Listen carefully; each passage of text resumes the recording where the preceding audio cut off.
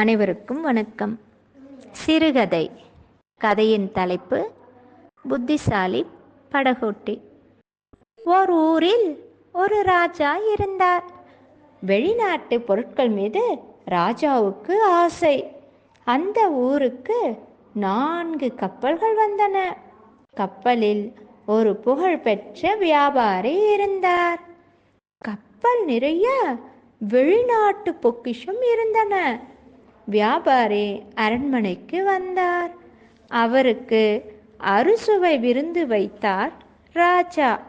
வியாபாரி சந்தோஷமாக சாப்பிட்டார். என் கப்பல்களில் வெளிநாட்டு பொக்கிஷம் இருக்கு. அதில் ஒரு கப்பலில் இருப்பதை உங்களுக்கு தருகிறேன். ஆனால் ஒரு நிபந்தனை. 2 கேள்விகள் கேட்பேன். அதற்கு பதில் சொல்லணும் என்றார். ராஜா அமைச்சர்களை அழைத்தார். வியாபாரியின் கேள்விகளுக்கு பதில் வேண்டும் என்றார். வியாபாரி ஒரு கூண்டை எடுத்தார். அதில் 2 வாத்துகள் இருந்தன. இதில் எது ஆண் வாத்து, எது பெண் வாத்து என்று கேட்டார். 2 வாத்தும் ஒன்று போல இருக்கே. அமைச்சர்கள் குழம்பினர். அடுத்து வியாபாரி ஒரு குச்சி எடுத்தார்.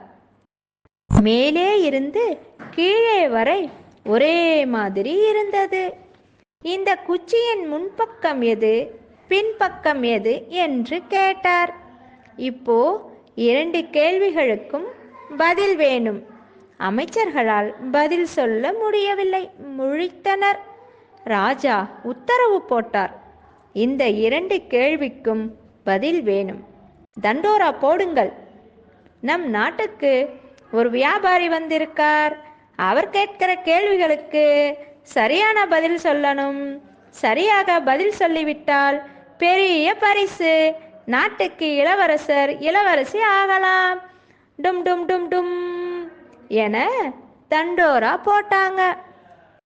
படகோட்டி மதிமாறனுக்கு தண்டோரா சத்தம் கேட்டது.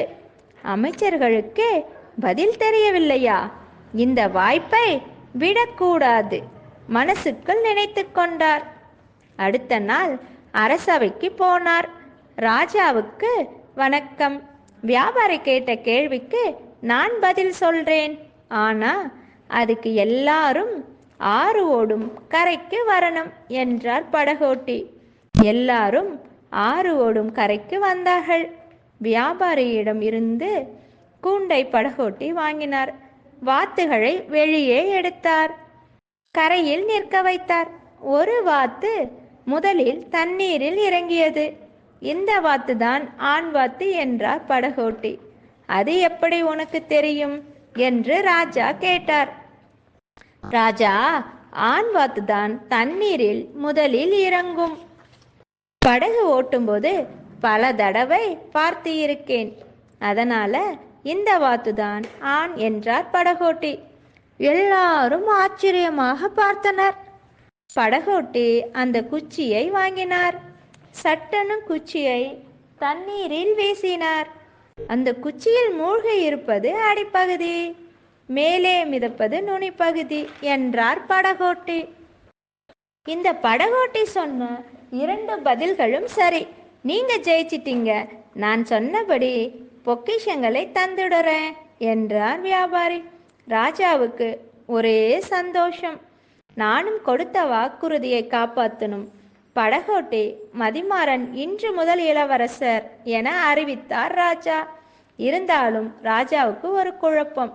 நாட்டில் யாருக்குமே பதில் தெரியல, உனக்கு மட்டும் எப்படி தெரிஞ்சது என்று ராஜா கேட்டார். ராஜா, நான் ஒரு படகோட்டி. தண்ணீரில் எது மூழ்கும் எது மிதக்கும்னு நல்லா தெரியும். அப்பத்தானே படகு ஓட்ட முடியும். இங்கே சுத்தி இருக்கிற எல்லாத்தையும் கவனிப்பேன். வாத்துகளையும் கவனித்திருக்கேன். அதனால சரியா பதில் சொல்ல முடிஞ்சது என்றார் படகோட்டி. ராஜா படகோட்டி இளவரசரை பாராட்டினார். நன்றி, வணக்கம்.